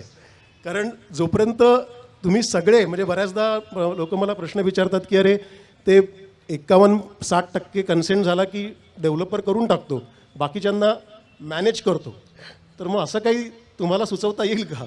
तुम्ही म्हणतो की सेल्फ रिडेव्हलपमेंटमध्ये मॅनेज करणं हे त्याच्या म्हणजे मुळालाच धक्का लावतो. त्यामुळे सगळ्यांनी 100% एकत्र यायचं. मॅनेज करण्यामध्येच ट्रान्सपरन्सी निघून जाते, बरोबर आहे की नाही? तर त्यामुळे ती महत्त्वाची सुरुवात आहे सर, सगळ्यांनी एकत्र येणं, आणि हे शक्य आहे. म्हणजे धन्यवाद. विजय बरोबर सांगितलं, कारण याच्यात हे पारदर्शकता आणि लोकांनी एकत्र आलं तर त्याच्यात भरपूर फायदे आहेत. मगाशी उल्लेख झाला की 80-90 साली किंवा त्याच्यापूर्वी म्हणजे याच्यात हे बिल्डर किंवा विकसक हे पूर्वी नव्हते, म्हणजे ते फक्त कन्स्ट्रक्शन कॉन्ट्रॅक्टर होते म्हणजे बेसिकली. आणि स्वतः पूर्वी लोक एकत्र यायचे, स्वतः जागा विकत घ्यायचे, तिथं सोसायटी किंवा फॉर्म करायचे आणि मग तिथे रिडेव्हलपमेंट करायचे किंवा स्वतः विकसन करायचे आर्किटेक्ट ॲडव्होकेट्स नेमून. त्याच्या पद्धतीने आम्ही पुण्यात 1000 फ्लॅट बांधले स्टेट बँकेच्या माध्यमातून. आणि ते बिल्डर हेच बिल्डर्स होते त्याच्यात. त्यांनी बांधकामाचा व्यवसाय सेल्फ डेव्हलपमेंटमध्ये बिल्डर लोकांनी पण घाबरून जायचं काही कारण नाही. बांधकामाचा व्यवसाय तुम्हीच करायचा आहे, फक्त याच्यात तुम्हाला प्रॉफिट शेअरिंग सोसायटीबरोबर करायचं आहे. आणि सोसायटी याच्यात भरपूर फायदे आहेत. आणि त्याच्यात जो पारदर्शक तुम्ही आता याच्यात मुख्य असतं की हे सगळं 30-40 वर्ष झालेल्या रिडेव्हलपमेंटच्या जेव्हा विनापर येतात त्यावेळेला सगळे ही पिढी 60-70ला आलेली असते. तर त्यावेळेला त्याच्याविषयी काय करावं? तर ॲडव्होकेट परब साहेब की याच्यात की त्यांना कशा पद्धतीनं की एक्झिस्टिंग काही लोकांनी आपले फ्लॅट्स मॉर्गेज ठेवलेले असतात एज्युकेशन लोन वगैरे यासाठी, कारण हाऊसिंग लोनचं तर बहुतेक फिटलेलं असतं, पण इतर कारणांनी काही फर्निचरसाठी लोन घेतलं, काही नुकताच त्यावेळेला खर्च केलेला असतो. तर त्याविषयी कसं त्याच्यात मार्ग काढावा की फायनान्स कसा उपलब्ध करावा? साहेब, याच्यासाठी आपली एक मुख्य प्रोव्हिजन मगाशी तुम्ही त्याचा उल्लेखही केलेला आहे. आपला नवीन चॅप्टर जो आलेला आहे त्याच्यामध्ये असोसिएट मेंबरचा कन्सेप्ट जो आहे त्याचा पुरेपूर युटिलायझेशन आपण या स्वयंपुनर्विकासाच्या ह्याच्यामध्ये करू शकतो. जी नवीन पिढी आहे, असोसिएट मेंबरमध्ये एक चांगलं सांगितलेलं आहे की शेअर, राईट, टायटल, इंटरेस्ट काहीही मिळत नाही, फक्त काम करायचं. मग त्या जो माणूस जो ओरिजिनल मेंबर असतो त्याचे राईट्सही प्रोटेक्टेड राहतात आणि तो आपल्या मुलाला म्हणा जो एज्युकेटेड असतो आणि ज्याला काम करायची इच्छा आहे पण त्याला आतमध्ये येता येत नाही आहे बॉडीमध्ये, तर त्याला असोसिएट मेंबर करून आपल्याला त्याला बॉडीमध्ये आणता येतं. आता सध्या इलेक्शन सुरू आहेत आपल्याकडे, आपल्याला माहिती आहे की associate member can become a committee member, he can also become a secretary of the society. तर ह्या असोसिएट मेंबरचा पुरेपूर वापर पहिला तर आपण ह्या स्वयंपुनर्विकासामध्ये करून घ्यायचा आहे.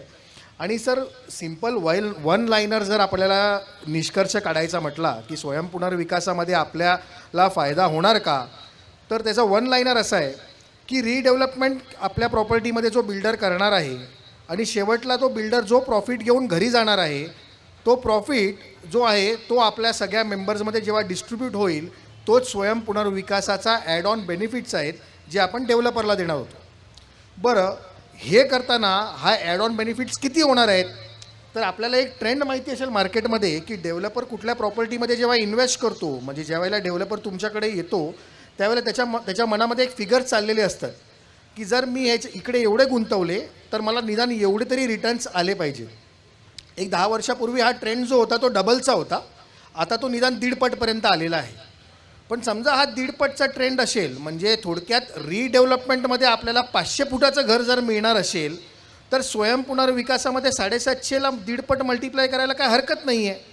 मग 250 स्क्वेअर फीटचं घर जे आपल्याला मिळणार आहे, तर आम्ही नेहमी मुंबईमध्ये सांगतो 250 फुटाच्या घराची किंमत किती, तर मुंबईमध्ये निदान 50 लाखाच्या वरती कुठलाही एरिया जरी निवडला, अगदी साधा ॲव्हरेज रेट 10,000 रुपये पर स्क्वेअर फूट आहे. तर हा जर आपण रेट पकडला, 50 लाख रुपये जर तुम्हाला 3 वर्षामध्ये मिळणार असतील, वर्स्ट सिनेरिओमध्ये 3 वर्ष काम चाललं, तर प्रत्येक मेंबरला जर 50 लाख रुपये मिळणार असतील स्वयंपुनर्विकास योजना करून, तर मग तुम्ही नोकरी धंद्यामध्ये तुम्हाला तेवढे मिळत आहेत का?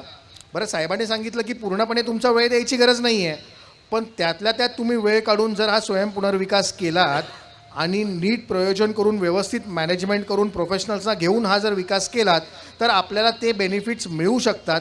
हे तर बेनिफिट्स आपण एकदम मार्जिनल आज सांगितलेले आहेत. असे बरेच बेनिफिट जे आहेत ते आपल्याला तिकडनं मिळवता येतात. उदाहरणार्थ जसं मगाशी आपण सांगितलं की रिडेव्हलपमेंटमध्ये काही असे प्रीमियम्स आहेत किंवा काही असे बेनिफिट्स आहेत जे इथे ह्याच्याहून जास्त आपल्याला स्वयंपुनर्विकासामध्ये घेता येतात. जसं की तुम्ही जर म्हाडा किंवा BMCमध्ये पर्सुअल स्वतः केलं तर आपल्याला तिकडे जवळजवळ बराचसा पैसा आपला तिथे वाचून जातो. असे छोटे छोटे पैसे करून आपल्याला बऱ्याचसा फायदा त्याच्यामध्ये करता येतो. आणि फंड्स सांगितल्याप्रमाणे सर, आता जसं आपण बँकेकडे तर आपण प्रस्ताव दाखल केलेलेच आहेत की तुम्ही ह्याच्यामध्ये नोडल एजन्सी आहात, आपण तो विषय महाराष्ट्र राज्य सहकारी घेणारच आहोत. बँकेला सरकारने नोडल एजन्सी म्हणून काम केलं आहे आणि त्याच्यानंतर आपण नॅशनल हाऊसिंग बँकेकडे पण, दिल्लीकडे, इतर बँकांकडे पण आपण ऑलरेडी अप्रोच झालेत आणि बऱ्याचशा आता वित्तीय बँकांकडे इनफॅक्ट पैसे पडून आहेत. उलट रोज तुम्हाला फोन येतात की हा कर्ज घेता का, कारण त्यांनाही शेवटी संस्था चालवायचे आहेत. त्याच्यासाठी नक्कीच कर्ज उपलब्ध होऊ शकेल. धन्यवाद विजय सर. आपण याच्या पद्धतीनं आता याच्यासाठी पुढं कसं जावं म्हणजे सर संस्थांनी किंवा काय करावं? सर मी सांगतो नक्की. ते फक्त त्याच्या एक 2-3 पॉईंट टचबेस करतो. एक म्हणजे फंडचं तुम्ही कव्हर केलेत आणि अगदी बँका तयार आहेत, NBFCs आहेत. मी खरं सांगू का, दोन टप्प्यात फंड लागतो ब्रॉडली सांगायचं तर. एक ज्याला आपण ब्रिज फायनान्स म्हणतो, म्हणजे सुरुवातीला सीड मनी, राईट, सुरुवातीला एक काही सीड लागतो तो. माझं जे आमच्या जे IPDSची जी कामं चालली आहेत त्याचा जो आम्ही सगळा अभ्यास करतो आहे त्याच्यात आमचा पूर्ण हेतू आहे की एक पैसासुद्धा सोसायटी मेंबरनी टाकायची गरज नाही. म्हणजे सीड मनी खरा आला नाही पाहिजे असा आमचा प्रयत्न आहे, जो पूर्वी नव्हता. म्हणजे पूर्वी जे मगाशी उदाहरण दिलं ना, लोक एकत्र यायचे, ते आपले पैसे घेऊन यायचे, कारण तो काळ वेगळा होता. तेव्हा फायनान्स एवढा इझी अवेलेबल नव्हता. आज फायनान्स इझिली अवेलेबल आहे. सो सीड मनी उभा करता येतो. सोसायटीकडे ॲसेट आहे, करेक्ट, स्वतःचा लँड अँड बिल्डिंग आहे. सो सीड मनी जो लागतो तो एका अगदी थोड्याशा पिरियड करता लागतो, म्हणून त्याला ब्रिज फायनान्स म्हणतो. त्याच्याकरता आपली स्वतःचा जो नॉट आपलं राहतं घर नाही, पण जे आपली जमीन आहे तो आपला फार मोठा असेट आहे. आपण डेव्हलपरकडे गेलो तरी तेच होतं, मॉर्गेज करावीच लागते. सगळ्यात सोपं सांगायचं तर दुसरा जो आहे तो मेजर फायनान्स असतो, तो म्हणजे बँक फायनान्स. आणि देर आर मेनी बँक्स.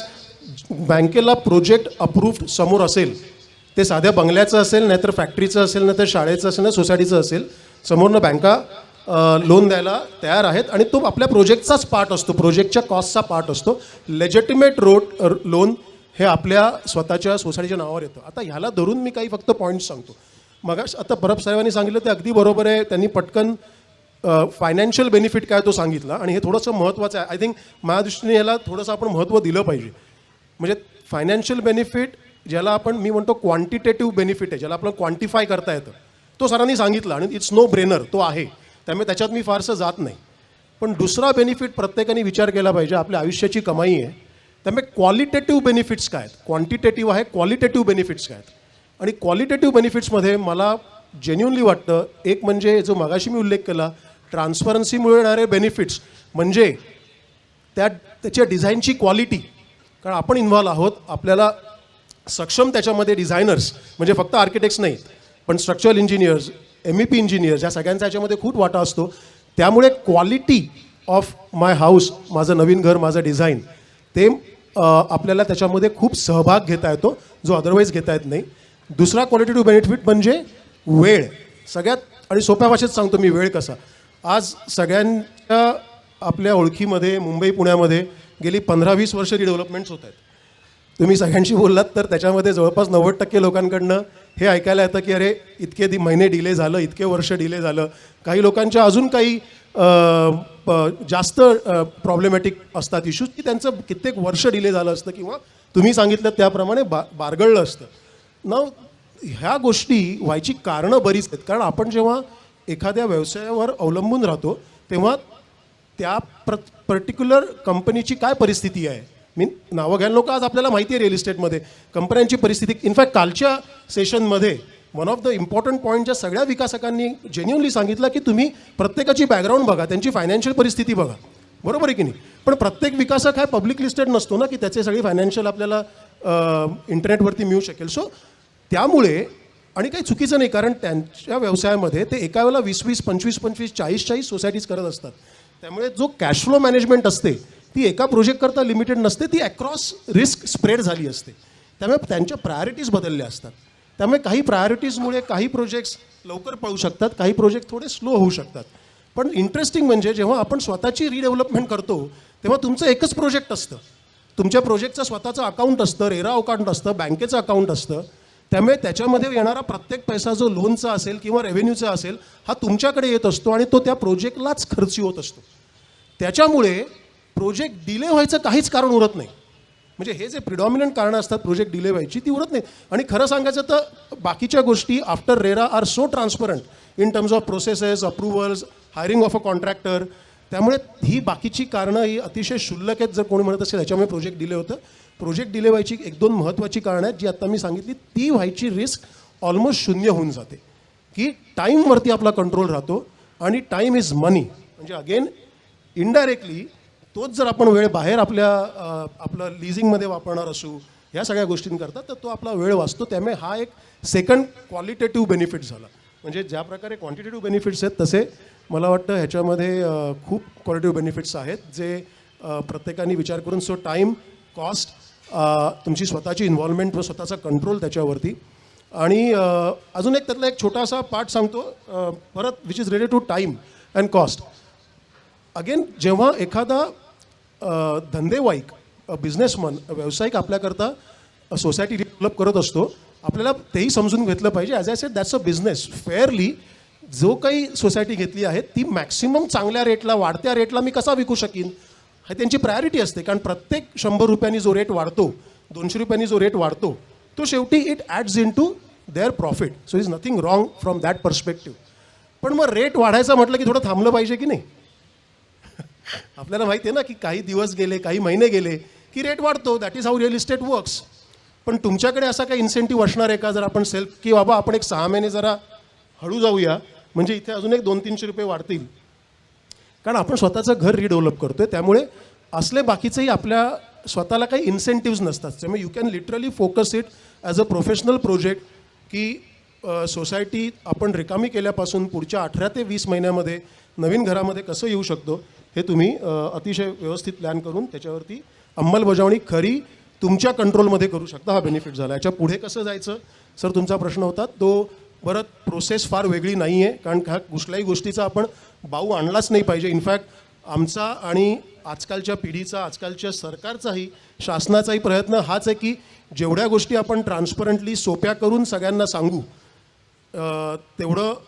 कारण गोष्टी एवढ्या कठीण नाहीच आहेत. जे आपण कालपासून ऐकलं आहे की कुठली किंवा आजही आपण जे ऐकलं आर्किटेक्ट्सचं जे आज सुंदर पॅनल झालं की आपल्या सोसायटीची फिजिबिलिटी करून घेणं. आणि फक्त नंबर फिजिबिलिटी नाही, नक्की नाही. कारण नंबर फिजिबिलिटी आपल्याला वेगळ्याच कुठल्या तरी राईडवर घेऊन जाते. आपल्याला वाटतं अरे वा वा वा एवढा एरिया वाढला असं झालं.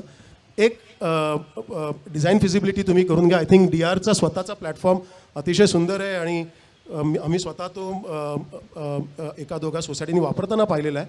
किंवा कुठलाही तुम्हाला ॲक्सेस आहेत प्रोफेशनल्सकडे.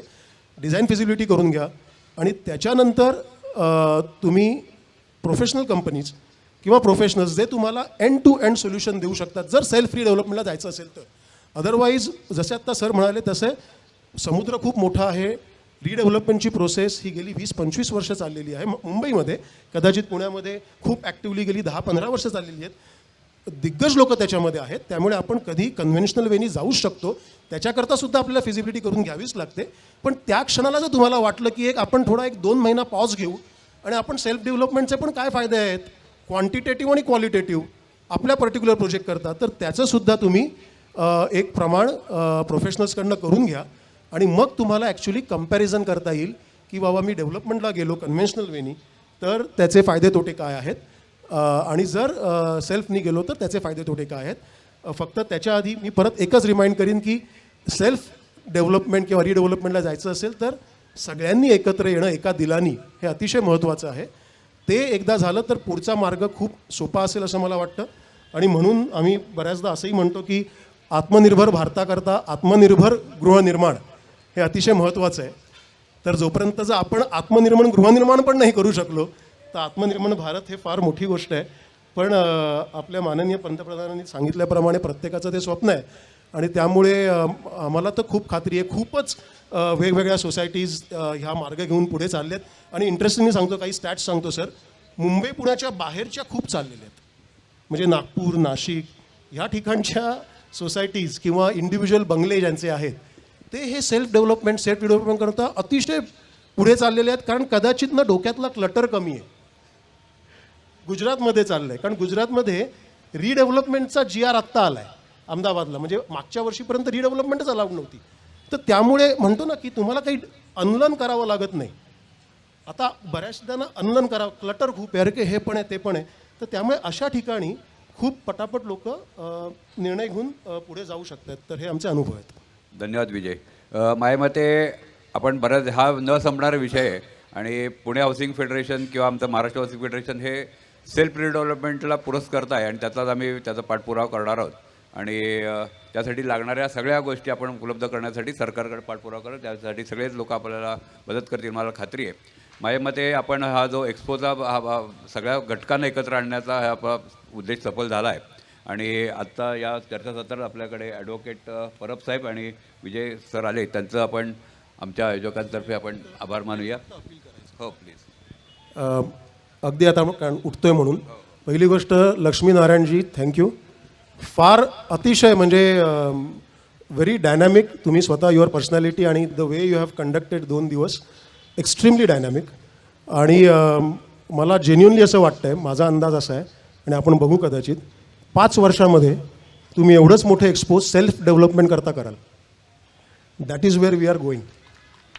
मी आभाराच्या याच्यात पुढे येणारच होतो की पुणे हाऊसिंग फेडरेशन बरोबर आमचे यंग आता ड्रीम डेव्हलपर्स म्हणजे लक्ष्मीनारायण हे स्वतः चार्टर्ड अकाउंटंट आहेत आणि त्यांनी फिजिबिलिटी रिपोर्ट हे गव्हर्नमेंट संस्थांना आणि अपार्टमेंटला स्वस्तात कसं उपलब्ध होईल किंवा वेगवेगळ्या त्याचे कसे बेनिफिट्स आहेत यासाठी आपल्याला सगळ्याचे मार्गदर्शन करणार. त्यामुळे रिडेव्हलपमेंट सेल्फ रिडेव्हलपमेंट अशा प्रकारचा एक्सपो आम्ही महाराष्ट्रभर घेणार आहोत. म्हणजे कालच आमचा विषय झाला की ठाणे, मुंबई आणि याच्यापर्यंत. आणि मग पुढे रिडेव्हलपमेंट आणि सेल्फ डेव्हलपमेंट ही एक चळवळ आहे. म्हणजे सहकारातून समृद्धी हा आपला यावर्षीचा सहकाराचा आपला उद्देश आहे. तो सगळ्या संस्थांना त्याचा नक्कीच फायदा होईल याला मला खात्री आहे. धन्यवाद. एकच मिनिट.